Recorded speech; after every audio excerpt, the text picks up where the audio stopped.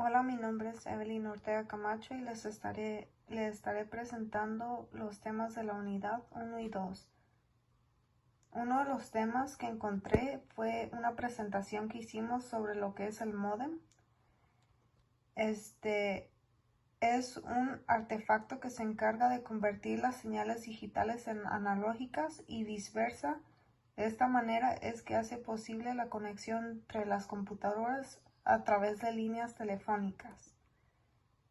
Los estándares IEEE contienen diferentes reglas y requisitos que los fabricantes deben de cumplir para garantizar la seguridad y fiabilidad de los productos. Los estándares IEEE abarcan todos los aspectos relacionados con la electricidad y la electrónica, desde la seguridad electrónica hasta el control de las interferencias electromagnéticas. Y aquí tenemos una tablita. Las normas y especificaciones de esta se aplican tanto a los productos nuevos como a los existentes. Algunos ejemplos son los estándares y especificaciones. Son el estándar 802.11, que es el estándar de red inalámbrica especificación. Después tenemos lo que son los protocolos TCP, que es el protocolo de control de transmisión que permite establecer una conexión y el intercambio de datos entre dos anfitriones. Este protocolo proporciona un transporte fiable de datos. Una de las ventajas es que es adecuado tanto para grandes y medianas redes como para redes empresariales o domésticas. El modelo OSI, el funcionamiento de este depende directamente de sus 7 capas, que son aplicación, presentación, sesión, transporte, red, datos y física, en las que descompone el complicado proceso de la comunicación digital. Al compartimentarlo, asigna a cada capa funciones muy específicas dentro de una estructura jerárquica fija. Es fundamental una herramienta conceptual de organización de las telecomunicaciones. Las capas del modelo OSI: primero está la capa física, que es la más baja del modelo. Después tenemos la capa de enlace de datos, que se ocupa del rendimiento físico. Después capa de red, que se encarga de identificar el enrutamiento. Después la capa de transporte, donde se realiza el transporte de los datos que se hallan dentro de cada paquete. La capa de excepción se encarga de controlar y mantener el vínculo, y la capa de presentación se ocupa de la presentación de la información. Y por último, la capa de aplicación, que se desarrollan nuevos protocolos de comunicación. Aquí tenemos una práctica guiada que hicimos, donde nos muestra el muestreo. La cuantificación va de este lado. Los valores discretos serían estos. La codificación sería en código binario 000, 001 y así. Aquí se encuentra la modulación digital, que son 5 tipos: la ASK, FSK, PASK y MSK, y la QAM. La primera es una técnica de modulación en la cual se varía la amplitud de onda portadora de acuerdo con la señal de datos que se desea transmitir. La segunda, la información se transmite variando la frecuencia de la señal portadora entre 2 o más valores discretos. La tercera es una técnica de modulación en la que se varía la fase portadora para presentar los símbolos digitales.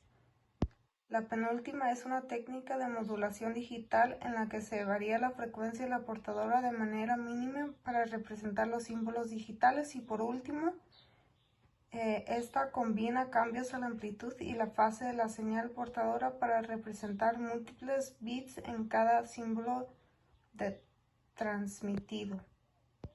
Aquí tenemos la modulación digital PAM, PPM y PWM. La primera es una técnica de modulación en la que la amplitud de las señales de pulso se modifica en función a la señal de mensaje analógico o digital. El segundo es en el que se modifica la posición en el tiempo de los pulsos en una secuencia de pulsos en función de la señal de mensaje analógico o digital. Y por último,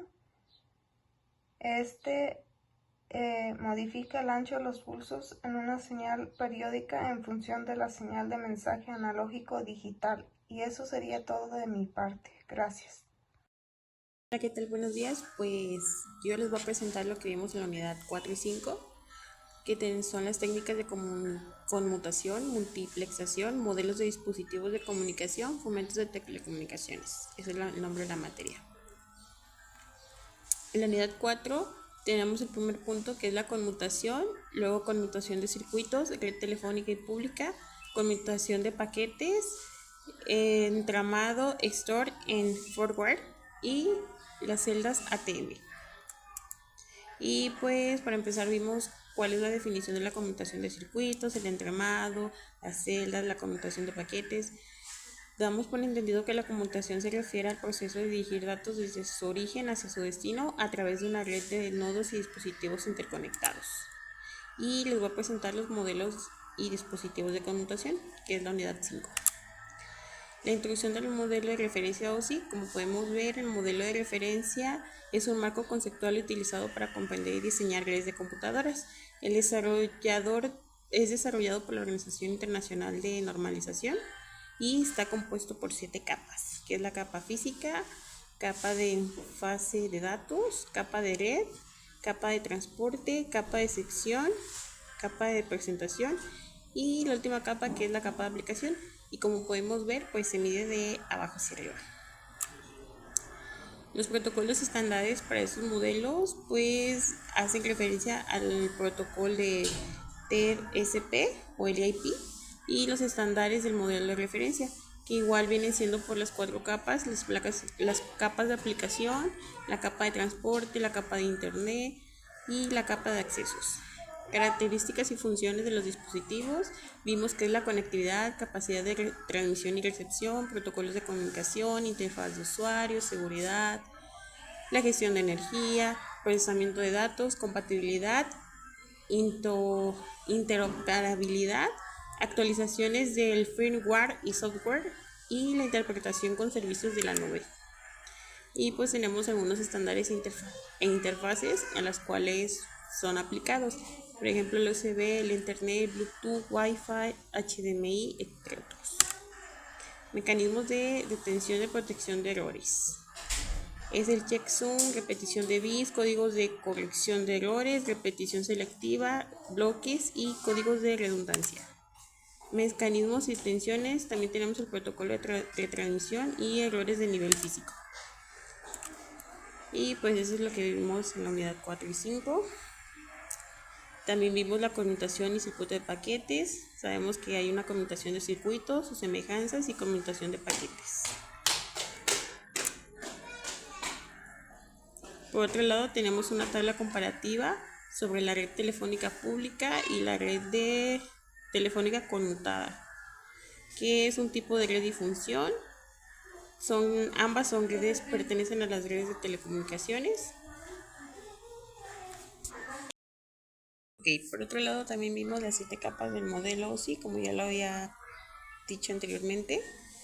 Sabemos cuál es la definición de cada una y para qué sirven. En este caso, la capa física define especificaciones eléctricas, la capa de enlace de datos es la responsable de la transferencia de datos, capa de red gestiona la transferencia, capa de transporte proporciona los servicios de transporte extremo a extremo, la capa de sección, que es la que administra y finaliza las secciones.